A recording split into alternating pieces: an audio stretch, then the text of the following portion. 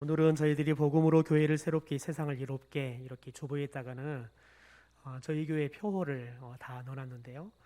저희들이 특별히 이 표에 관련된 말씀을 오늘 세 번째 저희들이 같이 나누게 되는데, 오늘은 복음으로 세상을 이롭게라는 말씀들을 같이 나누면서 저희가 송구 영신 예배 때부터 나누었던 말씀들을 종합하면서 마지막 정리할 수 있도록 말씀을 같이 나누도록 하겠습니다. 한국교회는 선교 초기부터 해서 선교사들이 들어와서 복음을 전하는 그 시점부터, 그러니까 기독교가 한국에 들어오는 그 시점부터 해서 지금까지 많은 한국의 역사적인 아픔들을 겪어오는 그런 현장 속에서 늘 희망의 보루처럼, 더 나아가서는 희망의 마중물처럼 교회가 중요한 역할들을 해왔습니다. 그래서 한국교회는 특별히 사회적으로 굉장히 많은 영향력을, 그 선한 영향력들을 미쳤고요. 지금도 여전히 교회들이 세우고 또 선교사들이 세웠던 많은 기관들이, 또 병원들이, 또 교육시설들이 또 한국 사회를 지탱하는 굉장히 중요한 그런 반석 같은 역할들을 하고 있는 것들을 보게 되어집니다. 여러분, 그런데 언제부턴가 교회는 세상의 보류가 아니라 세상의 염려거리가 되어버리고 걱정거리가 되어버렸습니다. 더 나아가서 코로나 시대를 맞이하면서 한국교회는 안팎으로 한국교회가 위기다, 더 나아가서는 특별히 세상 가운데는 한국교회가 비난을 받고 있는 그런 현실적인 문제들을 우리가 겪고 있습니다. 거제도에 있는 한 교회는 보니까 거제도를 사랑하는 모임이라는 단체에서 그 교회가 모이면 늘 주구장창 사진을 찍어서 계속해서 비난의 글을 올린다는 거예요. 그래서 오직하면 담임 목사님께서 성도들에게 계속해서 우리 교회에 대해서 관심을 갖고 늘 사진을 찍고, 그래서 글을 올린 사람을 위해서 기도하자고, 그가 우리 교회에 대해서 그렇게 관심을 갖는 것처럼 우리들이 그들에 대해서 관심을 갖고, 그의 관심이 부정적인 관심으로 시작됐지만 정말 하나님을 향한 선한 관심으로 변화되어서 그도 이제는 교회에 대해서 관심만 가질 뿐만 아니라 이제는 교회를 알게 되고, 교회 안에서 들어와서 그가 교회의 이 기쁨들을, 왜 우리가 이런 상황에서도 예비할 수밖에 없는지, 그런 기쁨들을 같이 나눌 수 있는 영혼으로 변화될 수 있도록 그를 위해서 기도하자고, 얼마나 목사님이 머리가 아프면 성도들이 그런 기도 제목들을 공식적으로 이야기를 하고 같이 기도하자고 이야기를 하더라고요. 여러분, 그만큼 지금 한국교회는 세상으로부터 좋은 곳이다, 그리고 좋은 일들을 한다라는 이미지보다 이 코로나 상황 속에서 이 코로나의 확산을 마치 숙주처럼 확산을 하는 숙주의 역할을 하는 것처럼 손가락질을 받고 있는 게 교회의 현실입니다. 그래서 많은 젊은이들이, 또 많은 청소년들이 교회를 떠나가고 있는 것이 저와 여러분이 겪고 있는 현실적인 이야기죠. 여러분, 그래서 특별히 사회적으로 코로나 때문에 이렇게 혼란스럽고 절망적인 위기 가운데 한국교회가 희망의 보류가 아니라 오히려 절망의 보류가 되어가고 있는 이 상황 속에서 어떻게 하면 한국교회가 다시 희망의 보류로 세상에 많은 사람들이 희망이 없을 때 찾고 싶고, 또 그들을 위로하고, 또 그들에게 좋은 이웃이 되을 수 있는 교회로 회복할 수 있느냐, 그래서 교회다움을 회복하고 교회의 본질로 돌아갈 수 있는, 어떻게 하면 교회로 본질로 돌아갈 수 있느냐, 이런 마음을 담아서 저희들이 총회 지도도 그렇고 교회의 표도 복음으로 교회를 새롭게, 또 세상을 이롭게 하자라고 정하고 저희들이 올해 같이 이 말씀으로 교회가 함께 달려가려고 합니다. 여러분, 그런데 도대체 복음이 뭐냐? 복음은 여러분, 예수님이 우리를 죄에서 구원하시고 영원한 생명을 주신다, 여러분, 이 소식입니다. 그러니까 예수님께서 이 땅에 오시는데 왜 오셨느냐? 죄로 인해서 죽을 수밖에 없는 저와 여러분에게 생명을 주시고, 또 그 생명이 더 풍성하도록 하기 위해서. 그런데 그 생명이 어디서 풍성하냐면 교회가 아니라, 예수를 믿는 사람들이 모이는 공동체가 아니라 세상 가운데에서 그 생명이 더욱더 풍성하게 하기 위해서 하나님께서는 복음을 우리에게 주셨다는 거지요. 그러니까 여러분, 우리가 복음을 받아들이는 것은 전적인 하나님의 주권의 역사를 통해서 우리에게 주시는 하나님의 전적인 은혜의 선물입니다. 여러분, 우리가 이 복음을 믿고 예수님을 나의 구주로 고백하면 우리가 하나님의 자녀의 특권을 얻게 되어지죠. 그러면 저와 여러분이 하나님의 자녀라는 새로운 삶을 살게 되어집니다. 그런데 저와 여러분이 하나님의 자녀의 새로운 삶을 살게 되어지면 세상 가운데 저와 여러분이 손가락질을 받는 대상들이 아니라 세상 사람들이 칭찬하고 사랑할 만하고 우리도 저와 같은 삶을 살고 싶다는 선망의 대상이 되어야 합니다. 왜냐하면 하나님의 나라에 참된 평안과 기쁨들을 누리는 삶을 사는 게 하나님의 자녀의 삶이기 때문에 그렇습니다. 제가 아시는 집사님께서 전도를 참 잘하세요. 그런데 그분이 한결같이 전도해 오는 사람들은 다들 이야기하는 거 뭐냐면 자신은 자기를 전도한 이 집사님 같이 예수를 믿을 수 있다면 또 저 사람처럼 저렇게 삶을 살 수 있다 그러면 너무 행복할 것 같아서 이 집사님처럼 예수 믿고 행복하게 살고 싶어서 교회를 왔다는 거예요. 그래서 제가 어느 날 그분이 식사 초대를 해서 식사를 나누면서 물었어요. 집사님은 어떻게 전도를 잘하세요? 그랬더니 늘 집사님은 그러는 거예요. 목사님, 저는 어떤 사람들에게도 예수 믿으란 말을 절대 하지 않습니다.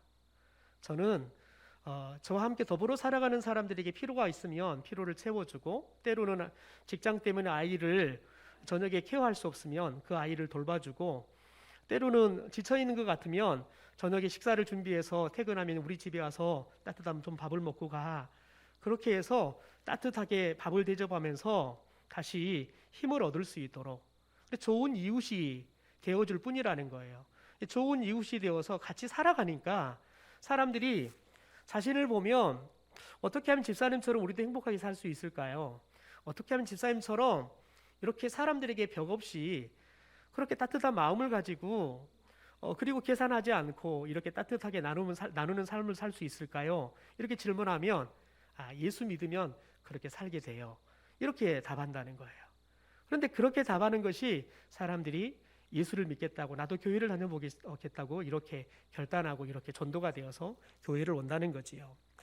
여러분, 저와 여러분이 예수 그리스도를 믿고 하나님의 자녀가 되면 새로운 삶을 산다는 것은 그런 감동을 주는 삶이고 많은 사람들에게 그런 선한 영향력들을 흘려보내는 삶이 되어야 한다는 겁니다. 여러분, 특별히 복음은 우리가 성령의 능력으로 한 영혼에서부터 시작해서 예루살렘과 온 유대와 사마리아와 땅끝까지 이르러서 여러분 모든 영혼과 그들이 살아가는 그 땅 가운데 하나님의 나라로 변해가는 그런 변화의 역사를 일으키는 게 복음의 능력입니다.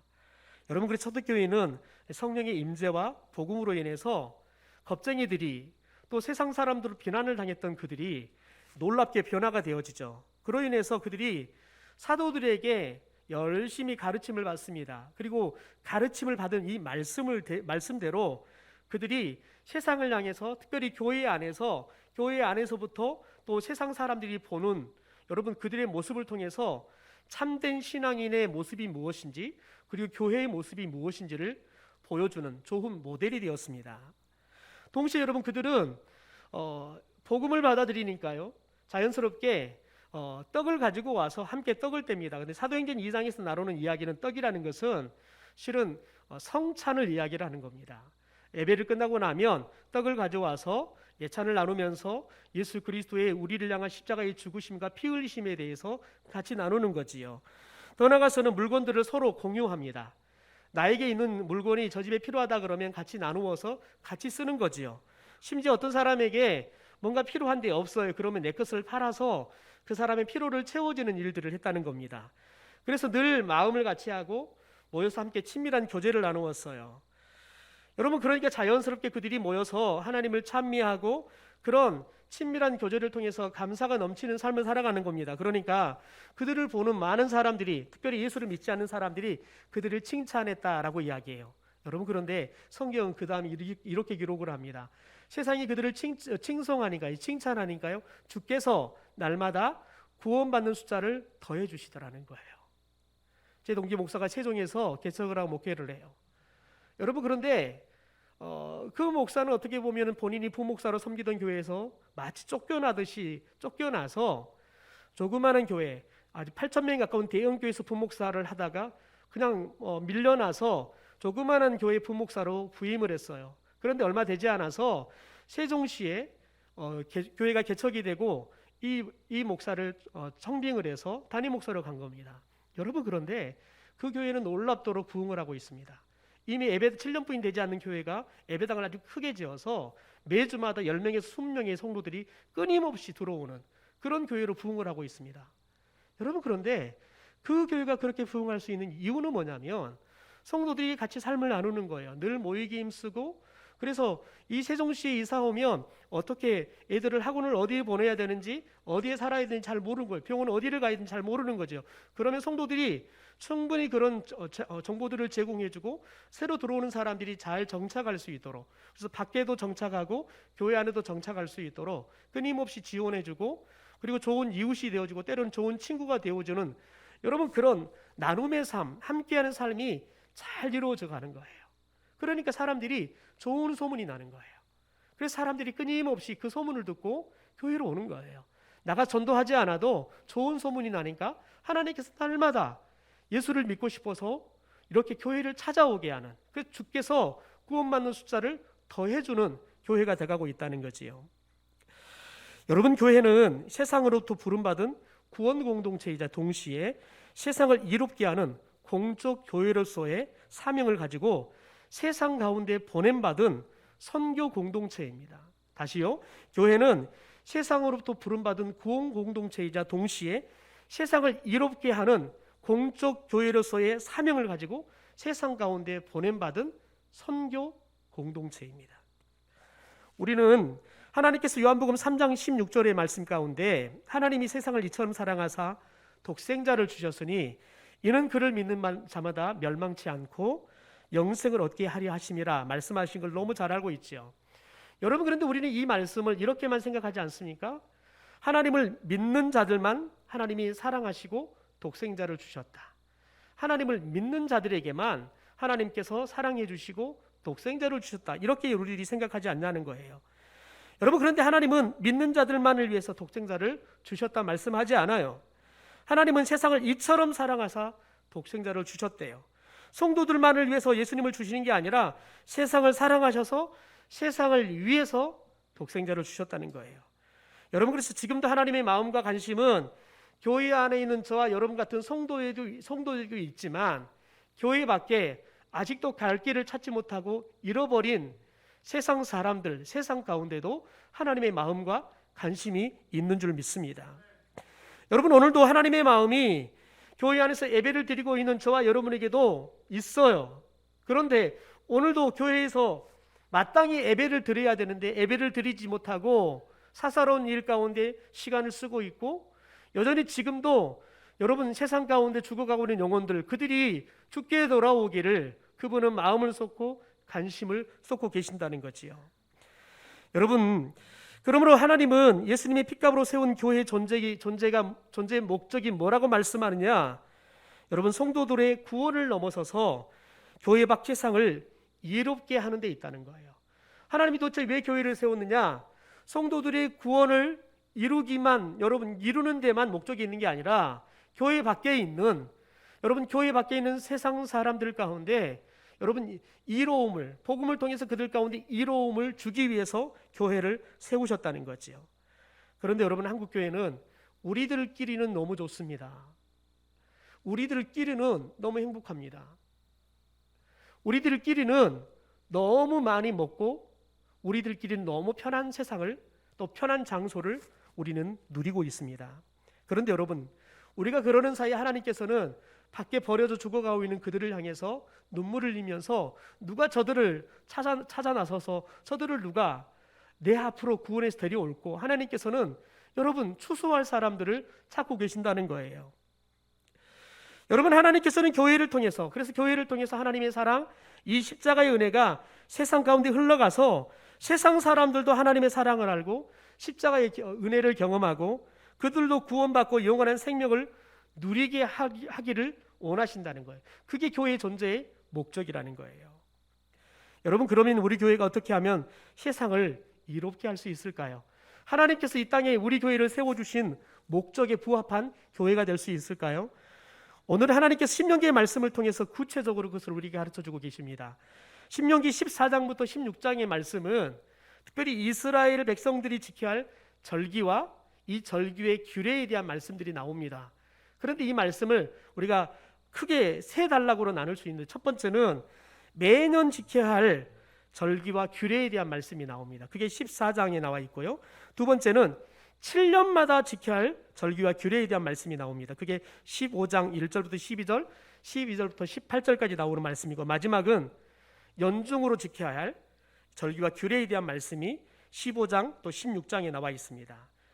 여러분, 하나님은 신명기의 이 절기, 규례를 통해서 이스라엘 백성들이 하나님의 사랑을 받은 만큼 이 땅에 하나님의 공의를 실천하며 너희들이 살도록 부름을 받았다는 이 사실들에 대해서 가르쳐 주십니다.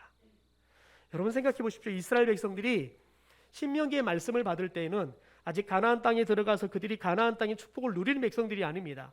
앞으로 너희들이 가나안 땅에 들어가서 내가 너희들이 주는 축복을 받아 누리게 될 것인데, 내가 너희들에게 축복을 주고 이 가나안 땅을 너희에게 주는 것은 너희들만 호화호식하며 살아라고 주는 게 아니라는 거예요. 내가 너희들에게 준 이 축복을 가지고 이 하나님의 공의를 세상 가운데 실천하면서 세상 속에 있는 수많은 사람들에게 하나님의 사랑을 실천하며 살라고 우리를 부르셨다는 거예요. 이스라엘 백성들을 애굽에서 가나안 땅으로 출애굽시켰다는 거예요. 그래서 여러분, 우리가 오늘 신명기의 말씀 가운데 몇 가지를 좀 간단하게 좀 생각해 보려고 합니다. 먼저 여러분, 이 14장의 말씀에 보면 중앙성소에서 예배자가 하나님이 주신 이 곡식과 포도주와 기름을, 특별히 추수한 기름들을 11조를 가지고 와서 하나님께 드립니다. 그런데 하나님께서 이 11조를 드릴 때 우리에게 명령하는 게 있습니다. 그것이 뭐냐면 하나님 앞에서 먹으라는 거예요. 너희들이 가지고 온 것을 가지고 하나님께 드리고 난 다음에 하나님 앞에서 먹어라라고 명령을 해요. 우리 14장 23절의 말씀을 현대인 성경으로 한번 읽어보도록 하죠. 그리고 여러분은 곡식과 포도주와 감람 기름의 11조와 소와 양의 첫 태생을 여러분의 하나님 여호와께서 예배처로 지정하신 곳으로 가지고 가서 그분 앞에서 먹도록 하십시오. 이렇게 하여 여러분은 여러분의 하나님 여호와를 항상 두려운 마음으로 섬기는 법을 배워야 합니다. 여러분, 두 가지를 우리에게 요구하죠. 하나는 우리에게 하나님께 주신 것들을, 그 주신 축복들을 11조를 드리라는 거예요. 그런데 드리러 나가서 뭘 하라고 말하냐면 그것들을 가지고 하나님 앞에서 먹고 즐겨라는 거예요. 그러면서 자연스럽게 하나님께서 제로의 교육을 우리에게 시켜요. 그게 뭐냐면 우리가 하나님을 항상 두려워함으로 섬기는 법, 이것을 우리는 하나님을 경외하는 법이라고 이야기하는데요. 하나님을 경외하는 법을 배우라는 거예요. 여러분, 우리가 예배를 통해서 무엇을 배워야 되냐면 우리가 하나님을 두려워하는 법을 배워야 되는 거예요. 그래서 우리들이 하나님을 두려워함으로 우리가 몸가짐도 마음가짐도 조심하면서 하나님이 원하시는 삶, 하나님이 원하시는 삶을 저와 여러분이 사는 법을 배워야 한다는 거예요. 그래서 저와 여러분이 예배를 성공했다, 여러분 예배를 성공했다, 이것은 무엇으로 검증이 되어지냐면 저와 여러분이 예배를 드리고 나아가는 삶 속에서 하나님을 경외하면서, 우리가 하나님을 경외하면서 하나님을 섬기는 그 모습을 가지고 세상 사람들 속에서 함께 더불어 살아가는 거예요. 그래서 여러분, 세상 사람들을 누구 대하듯 대하는 거예요? 하나님 대하듯 대하는 거예요. 여러분, 우리가 그렇게 살아갈 때 우리가 오늘 드리는 예배가 성공한 예배인 거예요. 하나님께서 우리 예배를 받으시는 거예요. 여러분, 그러므로 저와 여러분이 하나님 앞에 예배를 드리려고 할 때마다 우리 안에 하나님을 향한 두려운 마음, 하나님을 향한 경외심이 저와 여러분 가운데 새로워지기를 주님의 이름으로 축원합니다.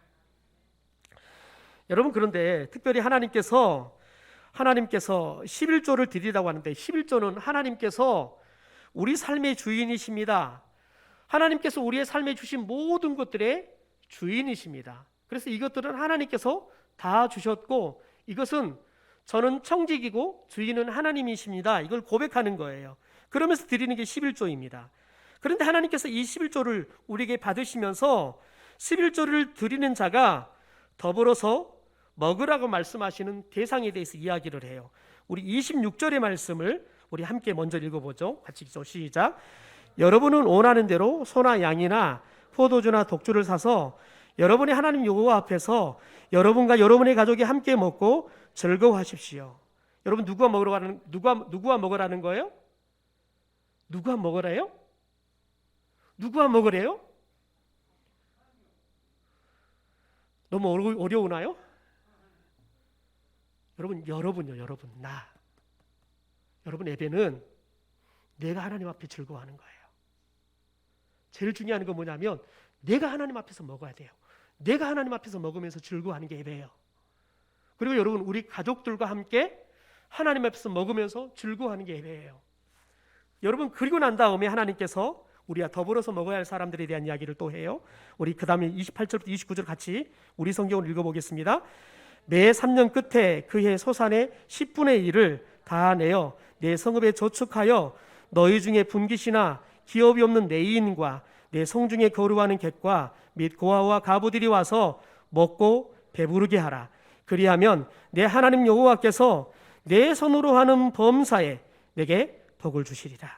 여러분 그러니까 이번에는 3년에 한 번씩 11조를 드리는데 이 11조를 가지고는 무엇을 하냐면 너와 너희 가족들로 먹지만 특별히 분깃이 없는 레위인들, 애국인들, 고아, 가부들을 너희들이 초청해서 그들이 배부르게 먹게 하라는 거예요. 그래서 그들과 함께 하나님 앞에서 배부르게 먹으면서 즐거워하라는 거예요. 그러면서 여러분 하나님이 약속합니다. 너희들이 그들과 함께 와서 하나님 앞에서 배부르게 먹고 즐거워하게 하면 하나님께서 내 손으로 하는 모든 일에 복을 주시겠다 약속하십니다. 여러분 이 규례대로 우리들이 11조를 바쳐요. 또 11조를 바치고 난 다음에 나와 우리 가족들이 그리고 레위인 그리고 객 더 나아가서는 고아나 가부들 종들 모두를 다 함께 초청해서 배부르게 먹고 함께 즐거워하면 여러분 나로 인해서 도움을 받고 배부르게 먹는 사람들도 하나님의 축복의 주인공이 되어지는 거예요. 더 놀라운 건 뭐냐면 그 일로 인해서 누가 복을 받아요? 내가 복을 받아요.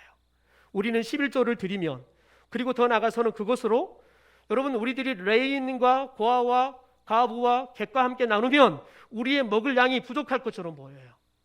여러분 그런데 하나님의 전제는 뭐냐면 내가 너도 물론 너희 가족들 그리고 레위인, 객, 고아, 가부 모든 사람들과 더불어서 배가 부르도록 먹고 남을 수 있는 것들을 주겠다는 거예요. 무엇으로 여러분 배가 부르게 하라는 거예요? 11조로요. 12구가 남아있어요. 11조로도 배가 부르도록 너희들이 배가 부르도록 먹고 너희들의 가난하고 헐벗은 이웃들에게 배가 부르도록 먹여도 남는다는 거예요. 더 나아가서는 하나님께서 우리가 그렇게 살면 이제 누가 복을 받아요? 우리가 복을 받는 거예요. 제 친구가 그런 말을 해요. 예수 믿는 사람들이 가만 보니까 예수를 믿는 사람들이 예수를 안 믿는 사람들보다 못 살아야 되는데 희한하게 그렇지 않다는 거예요. 본인이 회사의 동료들을 보니까 분명히 예수 믿는 사람들은 자기도 한동안 저를 따라서 교회를 다녀보니까 11조도 드리고 감사헌금도 드리고 성경헌금도 드리고 무슨 헌금을 그렇게 많이 드리는지 그러면 최소한 헌금을 드린 것만큼 똑같이 월급을 받는데 예수 믿는 사람들이 못 살아야 되는데 그렇지 않더라는 거예요. 희한한 것은 자세히 보니까 자기 직장 동료들 중에서 예수 믿는 사람들이 더 복을 받고 살더라는 거예요. 그래서 자기는 그게 이해가 안 된다는 거예요. 그걸 제게 한번 도대체 왜 그런지 설명을 해달라는 거예요. 그래서 제가 성경을 펼치면서 하나님이 복을 약속했기 때문에 그렇다는 거예요. 너는 너가 벌어서 먹고 살아가는 거고 저들은 하나님이 주셔서 먹고 사는 거고 하나님께서 나누고 살라는 그 명령의 말씀을 따라 나누고 살았더니 하나님께 11조를 드렸더니 하나님께서 또 복을 주셨기 때문에 너보다 더 잘 살 수밖에 없다는 거예요. 왜요? 하나님은 예수 믿는 사람들에게 세상 사람들과 똑같이 드리지만 세상 사람들은 여러분 그것을 자기 혼자 다 먹고 살아가지만 예수 믿는 사람은 그 중에서 10의 1을 때로는 10의 2를 10의 3을 띄어서 하나님께 드리면 하나님은 여러분 거기에 더 많은 복을 더하여 우리에게 주신다는 그것도요 우리의 손으로 하는 범사에 복을 주신다는 거예요. 그러니까 여러분 우리가 계산을 하면 세상 사람들보다 못 살아야 될 것 같지만 우리가 하나님의 말씀의 식을 가지고 계산하면 우리는 세상 사람들보다 더 잘 살아야 될 줄 믿습니다. 여러분 쉽게 아멘이 안 되신 분들이 계시죠? 네, 우리 오집사님이 그렇게 될 거예요. 제가 한 사람을 여러분에게 소개를 할게요. 순천에 가면 순천에 토종 커피 전문점이 있어요. 베니샤프 커피라는 전문점이 있어요. 백종창 사장이 대표입니다. 순천 10개 집사인데요. 이분은 순천에 있는 상사라는 댐이 있어요. 그 밑에 정말 똥구멍이 찢어질 정도로 가난한 집에서 태어났어요. 저보다 한 5, 6살, 7살 정도 어릴 거예요. 여러분 그런데 그분은 이야기는 저보다 못 살았더라고요. 신을 고무신도 없었대요. 저는 학교 운동화 못 신고 고무신 신고 간 것 때문에 선생님한테 늘 걸릴까봐 불안했는데 그분은 신고 갈 고무신도 없었대요. 여러분 그런데 그분이 순천대에서 물리학을 전공했어요. 그리고 더 나아가서는 사회생활체육을 부전공을 했어요. 그래서 그분이 졸업을 하고 뭘 했냐면 헬스 트레이너를 했어요. 그런데 고객 중에 한 사람이 특별히 해외 동포가 있었는데 이 사람을 보더니 당신은 이거 하지 말고 당신 사업을 하라고. 당신이 보니까 사업에 소환이 있는 것 같다고. 그래서 자기가 커피를 너무 좋아해서 4천만 원의 빚을 내가지고 순천의 중앙동에다가 1.5평짜리 또 2층 올라가는 계단 밑에 있는 이 여러분 짜투리 룸을 얻어가지고 테이크아웃 커피 전문점을 했어요. 그런데 그분이 잘 되니까 계속 이 사업을 늘리려고 더 넓은 평수로 옮기다 보니까요. 사업은 잘 되는데 중요한 건 뭐냐면 빚도 그만큼 늘어나더라는 거예요. 분명히 사업도 잘 되는데 빚도 늘어나더라는 거예요. 그래서 그분이 결혼을 하고 그 다음에 최일도 목사에게 도전을 받았어요. 결혼 기념원에 나오는 수입을 가지고 그걸 갖고 이웃을 나누어야겠다 생각을 했어요. 그래서 그분의 결혼 기념일 11월 15일 112로 나눔 프로젝트를 2010년도부터 진행하기 시작했습니다. 지금까지 진행하고 있습니다. 그날 나오는 모든 수입들을 특별히 불우 아동들을 위해서 나누는 행사들을 합니다. 여러분 그런데 그분은 거기에 멈추는 것이 아니라 3월 2일 베니샤프가 창립된 날 이 창립 기념일 내에 모든 수입들을 그대는 장학의 날 해가지고 모든 수입들을 그가 졸업했던 순천대학교 장학금으로 기부를 합니다.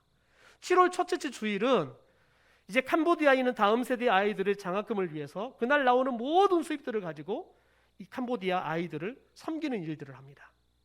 여러분 이분이 한꺼번에 일들이 시작된 게 아니에요. 이것을 나눔을 하면서 이분이 나눔에 대한 놀라운 축복들을 발견하기 시작했어요. 그가 여러분 돈을 벌기 위해서 열심히 노력했더니 돈을 쫓았더니 여러분 돈도 벌려지는데 빚도 늘어나더라는 거예요. 그런데 그가 나눔을 하기 시작하니까요. 그래서 나눔을 쫓기 시작하니까요. 놀라운 건 뭐냐면 하나님께서 사업도 번창하게 하더라는 거예요. 계속해서 체인지는 늘어나게 하고요. 더 나아가서는 수입도 늘어나게 하고요. 더 놀라운 것은 뭐냐면 계속해서 함께 이 나눔의 형사에 동참할 수 있는 사람들을 더 많이 붙여주더라는 거예요. 그래서 이제는 이 베니샤프 체인진들도 같이 이 나눔 행사에 동참을 하고요. 더 나아가서는 순천에 있는 많은 사업을 한 사업자들도 같이 이 나눔 행사에 참여해요. 그래서 이 돈을 모아서 지금은 어마어마한 일들을 하고 있어요. 여러분 그런데 이 백중창 사장이 한 기자가 그렇게 질문을 해요. 이분은 열심히 여러분 이 카페를 더 키우기 위해서 지금도 열심히 커피를 여러분 연구하고 있어요. 더 나가서는 인테리어도 어떻게 하면 더 잘할 수 있는 연구예요. 직원들을 어떻게 하면 전문적으로 이렇게 훈련시켜서 직원들을 쓸 수 있을지, 어떻게 하면 직원들에게 복지를 더 잘할 수 있을지 끊임없이 연구를 해요. 여기 직원들은 아르바이트생이 없어요. 다 정식 직원이에요. 심지어 여러분 온도를 골라내는 로스팅을 하고 온도를 골라내는 사람까지 정식 직원이에요.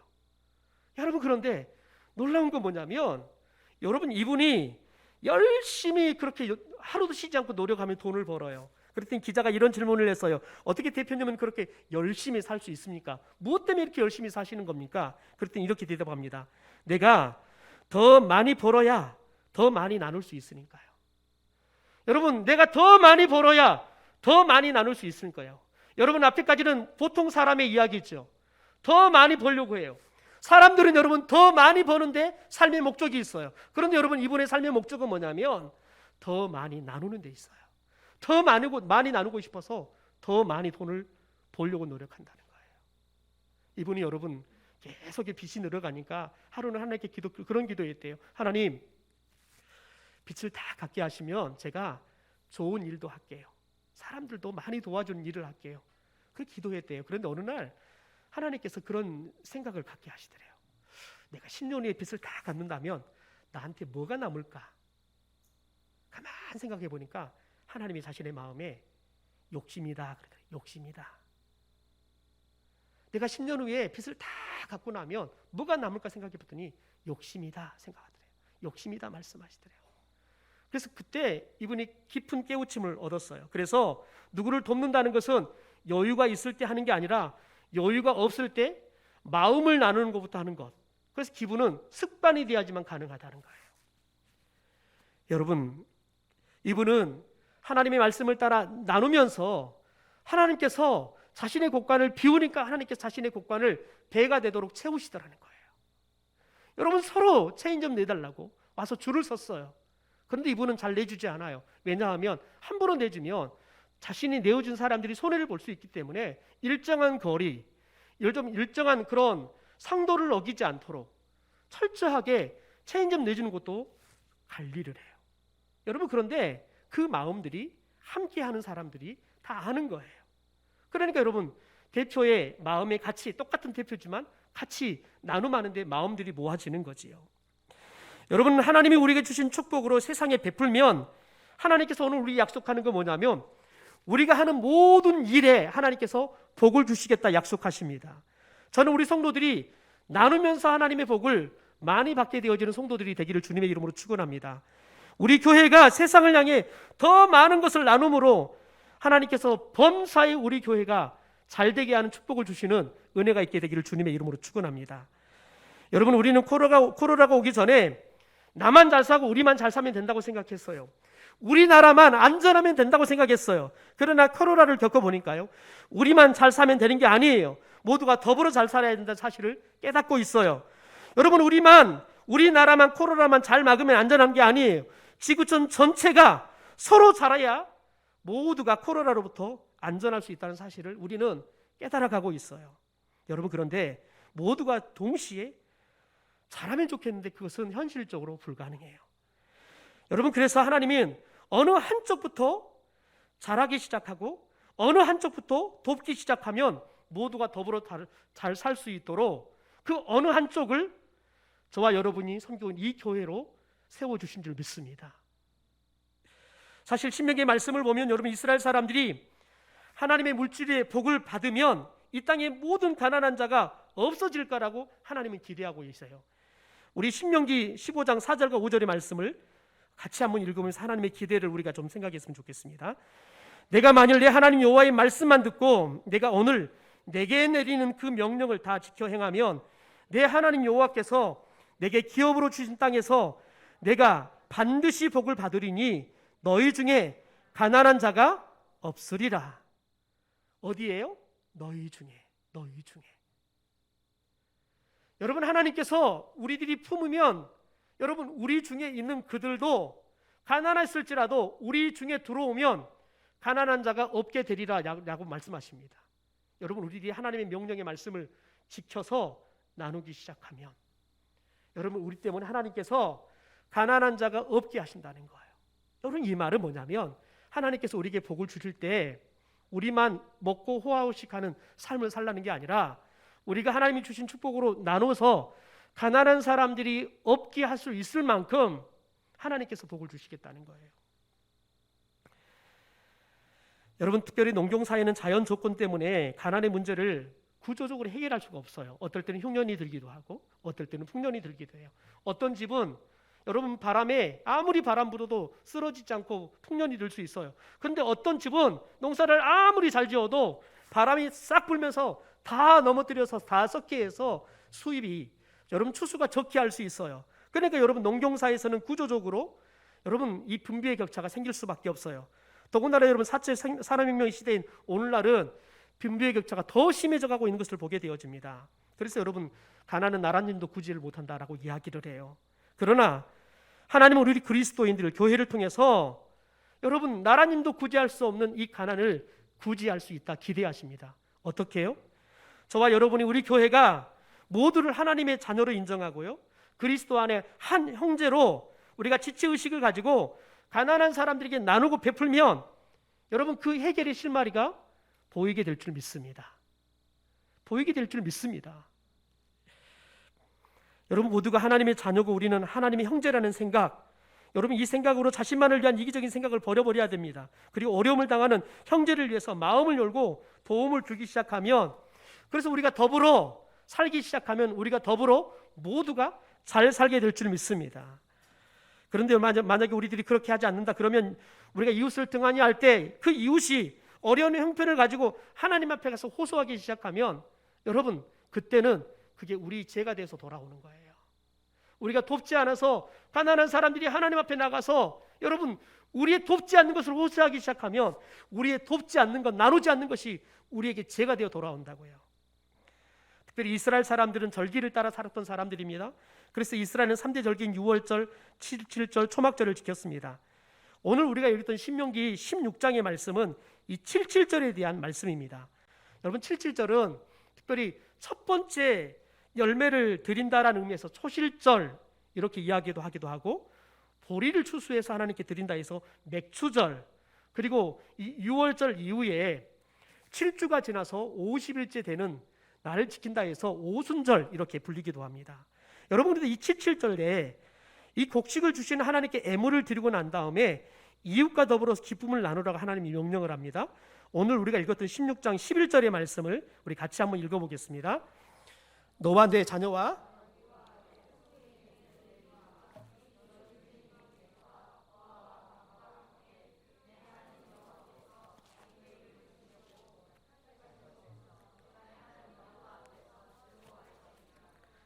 여러분 똑같은 말씀을 하시죠? 여러분 구체적으로 함께 나눌 하나님께서 구체적으로 함께 나눌 사람들의 이야기를 하는데 너의 자녀, 너희 집에 있는 노비, 레인, 그리고 객, 가부, 고아 모든 사람들을 여러분 예배당으로 초대하라는 거죠. 그리고는 여호와 앞에서 함께 즐거워하라는 거예요. 여러분 이것은 특별히 여기에 나오는 대상들은 어떤 사람들이냐면 자기 힘으로는 생활고를 해결할 수 없는 사람들입니다. 그래서 누군가의 도움이 절실히 필요한 사람들이지요. 그러니까 여러분 어찌 생각하면 이 축제를 즐기는 여러분 축제를 즐길 수 있는 처지가 아닌 사람들입니다. 그런데 이들과 함께 식사를 하고 기쁨을 나누면 이 77절의 축제가 몇 사람만의 축제가 아니라 모두의 축제가 된다는 거지요. 여러분 그러면서 12절에 이렇게 이야기합니다. 이스라엘이 애굽에서 종되었던 것을 기억하라 라고 이야기를 해요. 여러분 77절은 특별히 출애굽과는 아무런 관련이 없는 그런 축제입니다. 그런데 여러분 왜 이 축제를 하면서 특별히 예루살렘에 종되었던 때를 기억하라 라고 이야기할까요? 이유는 간단합니다. 하나님께서 애굽에서 종되었던 그들을 자유케 하셔서 가나안에 들어가는 가나안 땅을 축복으로 주시고, 또 가나안 땅에서 그들이 아무것도 없었는데 하나님께서 축복을 해주셔서 지금 이렇게 많은 것들을 거두고 누리는 삶을 주었다는 거예요. 그 자신들도 예전에는 객이었어요. 예전에는 노예였단 말이죠. 예전에는 고아 가부처럼 주인이 주지 않으면 먹을 수 없었던 사람들이었다는 거지요. 그때를 기억하라는 거예요. 그때를 기억하면 여러분 궁일이 여기는 마음이 생겨서 어려운 사람들을 나누는데 어렵지 않다는 거예요. 캄보디아 선교를 할 때, 특별히 캄보디아 선교를 할 때 많은 어르신들을 모시고 교회를 입당 예배를 드릴 때 모시고 갔습니다. 그런데 세 가족 중에 딱 들어온 교회에 온 지 6개월 되신 분이 70이 다 되셨는데 그분이 캄보디아 여행 간다고 따라오셨어요. 그러니까 그분은 캄보디아 가신 이유는 뭐냐면 여행을 위해서 가신 거예요. 왜냐하면 교회 입당 예배 다음에 캄보디아 여행 프로그램을 넣어놨기 때문에. 여러분 그런데 그분이 캄보디아를 가서 보고는 그분이 자신의 어린 시절에 그 고생했던 모습들을 그대로 본 거예요. 그분이 돌아와서 1,000만 원을 헌금을 하셨어요. 이유는 딱 한 가지예요. 그들을 보니까 내 어린 시절에 못 먹고 가난했던 그 시절이 생각이 나더라는 거예요. 그래서 그들을 보니까 얼마나 배가 고플까, 얼마나 힘들까, 그게 느껴지더라는 거예요. 그래서 그분이 그게 느껴지니까 1,000만 원을 그냥 믿음이 있어서가 아니라 그들이 불쌍히 여겨지니까 1,000만 원을 헌금을 내놓더라고요. 여러분, 저와 여러분이 우리가 한때 그렇게 어렵게 살았다는 것을 기억하면 여러분, 우리가 그렇게 어렵게 살았던 사람들의 모습처럼 살고 있는 그들에게 나누는 것이 자연스럽게 일어난다는 거예요. 궁일이 여기는 마음으로 그들에게 그런 일들이 일어난다는 거지요. 여러분, 하나님께서는 특별히 한국교회, 이 한국교회가 다시 명예를 회복할 수 있고 한국교회가 세상 가운데 선한 영향력들을 회복할 수 있는 것은 복음으로 교회가 새롭게 되어지고 복음으로 교회가 세상 가운데 세상을 이롭게 하는 일들을 하기 시작하면 이 회복의 역사가 나타날 것이라고 우리에게 말씀하십니다. 여러분, 우리가 세상을 어떻게 이롭게 할 수 있습니까? 복음으로 돌아가는 거예요. 복음의 정신으로 사는 거예요. 하나님 우리에게 주신 축복들을 나누며 살아가는 거지요. 그러면 여러분, 저와 여러분이 나누는데 여러분, 그것 때문에 세상이 복을 받을 거예요. 더 놀라운 것은 그것 때문에 우리가 또 복을 받게 될 줄 믿습니다. 그러므로 여러분, 저와 여러분이 이 코로나 전국 속에 올해는 우리가 복음으로 나부터 새로워져가고 교회가 새로워져가고 세상을 그렇게 해서 우리가 이롭게 하는 선한 영향력이 있는 세상이, 그래서 늘 교회는 우리의 희망이다 라고 이야기할 수 있는 그런 온전한 교회 모습으로 회복될 수 있게 되기를 주님의 이름으로 축원합니다.